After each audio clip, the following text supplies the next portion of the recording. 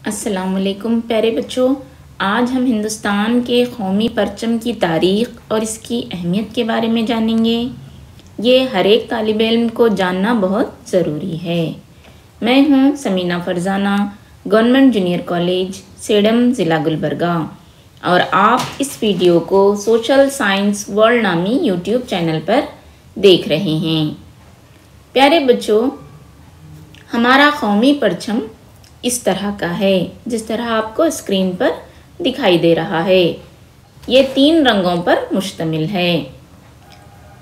इसकी शक्ल मुस्ततील नुमा है। आप देख रहे हैं ये मुरब्बा नहीं है बल्कि मुस्ततील है। उसके 2 ज़िले एक जैसे और 2 ज़िले एक जैसे पाए जाते हैं। प्यारे बच्चों, अगर इसका तनासुब देखेंगे तो इसकी लंबाई और चौड़ाई 3 तनासुब 2 है, यानी लंबाई 3 है, चौड़ाई 2 है। तीनों पट्टियां बराबर होती हैं। तीनों पट्टियां का मतलब है ज़ाफ़रानी, सफ़ेद और सब्ज़ रंग की जो पट्टी हमारे झंडे में मौजूद है वो तीनों का साइज़ बराबर होता है, कोई बड़ी छोटी नहीं है। तीनों बराबर पट्टियां हमारे झंडे में पाई जाती हैं। अजीज तलबा, अब देखेंगे जो ज़ाफ़रानी रंग है वो किस बात की अक्कासी करता है। ज़ाफ़रानी रंग हुब्बुल वतनी, ईसार व क़ुरबानी, बेग़र्ज़ी और तर्क की अक्कासी करता है, यानी सेल्फलेस होकर हमें अपने मुल्क की खिदमत अंजाम देनी चाहिए, मुल्क के लोगों के लिए काम करना चाहिए। ये जो है रंग हमें इससे ज़ाहिर होता है। ज़ाफ़रानी रंग ये तमाम खुसूसियत हमें बतलाता है। इसी तरह सफ़ेद जो रंग है वो सच्चाई, नेकी, सीधे रास्ते पर चलने की तलक़ीन करता है और बेहतरीन अखलाक की अक्कासी करता है। इसी तरह देखिए बच्चों, जो सब्ज़ रंग है यानी हरा रंग है वो तरक्की की निशानी है और हमारा ताल्लुक़ मिट्टी से ज़ाहिर करता है, यानी हम हमारे मुल्क की मिट्टी से जुड़े हुए हैं। ये जो है ये रंग हमें बतलाता है। बीच में जो अशोक चक्र है उससे हमें ये पता चलता है कि मुसलसल कोशिश करते रहनी चाहिए, जमहूद नहीं होना चाहिए, रुक नहीं जाना चाहिए। रुकना जो है मौत की निशानी है। हमेशा जो है चलते रहना चाहिए और तरक्की हासिल करते रहनी चाहिए। ये इस बात की गवाही देता है। आगे चलकर मैं आपको जो 24 उसमें सुतून हैं उसके क्या क्या जो है खुसूसियात हैं ये समझाने की कोशिश करूंगी। 22 जुलाई 1947 सन ईस्वी को हमने इस तिरंगे को अपनाया था।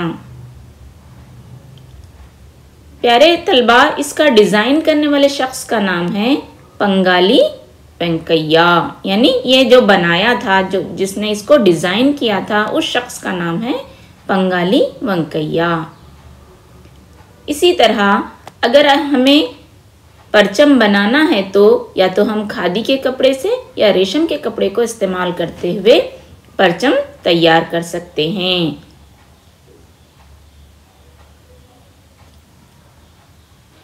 परचम की तैयारी में ब्यूरो ऑफ स्टैंडर्ड की निगरानी रहती है। उसी की निगरानी में जो है कौमी परचम तैयार किया जाता है। 2009 कर्नाटक खादी ग्राम उद्योग संघ जो है इसकी तैयारी में मसरूफ़ है।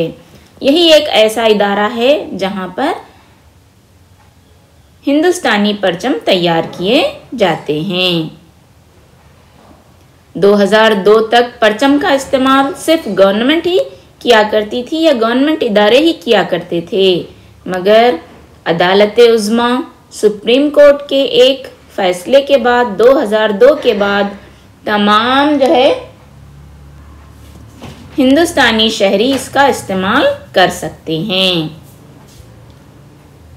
तो प्यारे बच्चों, अब हम देखेंगे अशोक चक्र में क्या क्या जो है खुसूसियात या फिर क्या क़िलियतें बयान की गई हैं।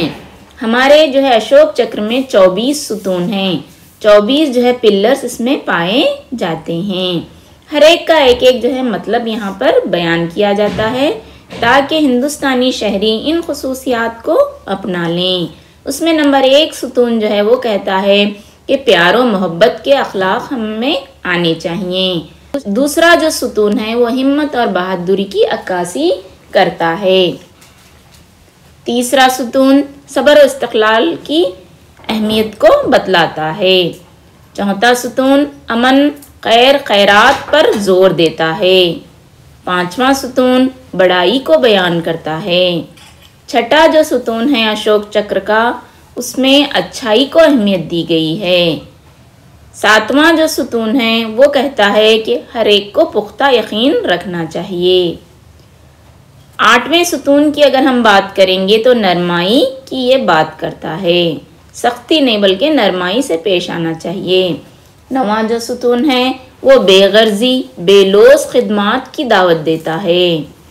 10वां जो सुतून है ये अपने नफ्स पर काबू पाने को अहमियत देता है, यानी हर एक शहरी के अंदर ये तमाम जो है खसूसियात होनी चाहिए, इसीलिए इसे नक्शे में शामिल किया गया है। 11वां सुतून का मतलब है अच्छे अखलाक या अखलाकियत। 12वां जो सुतून है वो पुरउम्मीद रहने की दावत देता है। अब देखेंगे बच्चों 13वां जो सुतून है वो क्या कहता है, वो ईसार और कुर्बानी की अहमियत को उजागर करता है। 14वां सुतून है वो फर्मा बरदारी की अक्कासी करता है। 15वां है वो सच्चाई बयान करता है। 16वां जो सुतून है उसमें सीधे रास्ते की तलकीन की गई है। 17वां सुतून जो है वो इंसाफ की बात करता है। 18वां सुतून मेहरबानी रहमदिली की अहमियत को बतलाता है। 19वां जो सुतून है शुक्र व एहसान की खुसूसियत पर मबनी है। इसी तरह जो 19वां सुतून है वो इंसानियत की दावत देता है।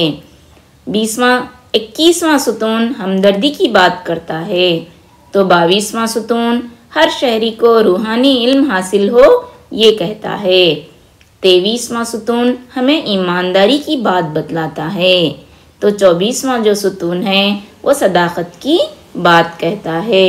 तो ये तमाम औसाफ हर हिंदुस्तानी शहरी के अंदर होना ज़रूरी है, तभी हम एक अच्छे शहरी कहला सकते हैं। तो प्यारे बच्चों, अब हम देखेंगे हमारे मुल्क का कौमी तराना कौन सा है। बिल्कुल आप तमाम लोग जानते हैं, वो है जन गण मन। इसके जो है शायर हैं रविंद्रनाथ टैगोर। तो आपको ये भी मालूम रहना चाहिए कि हमारा कौमी तराना कौन सा है। इसी तरह हमारे ये मुल्क का नक्शा है। तो आप लोग बचपन से देखते आए हैं नक्शा किस किस्म का है, कौन सी रियासत कहाँ है, किस रियासत की जो है पायातख्त कौन सा है, आपको तमाम ये मालूम रहना ज़रूरी है। अब देखेंगे हमारे मुल्क का कौमी निशान क्या है। तो ये हमारे मुल्क का कौमी निशान है। अशोका के बनाए गए एक सुतून सांची स्तूप से लिया गया है। यह अशोका के दौर का है, इसी को हमने अपना कौमी निशान बना लिया है। और हमारे मुल्क का कौमी परिंदा है बच्चों मोर। इसी तरह हमारे मुल्क का कौमी फूल कहलाता है कमल का फूल। और भारत का कौमी जो फल है उसे हम आम कहेंगे। तो आपको अच्छी तरह मालूम होना चाहिए कि हमारा कौमी फल आम है। हमारे मुल्क का कौमी खेल भी है, उसे हम हॉकी कहेंगे। तो आपको ये याद रख लेना चाहिए कि कौमी जो खेल है हमारा वो हॉकी है। इसी तरह हमारा कौमी जानवर बिल्कुल शेर है। तो ये रहा आज का वीडियो। मैं समझती हूँ कि आपने इससे बहुत कुछ इस्तिफादा हासिल किया होगा।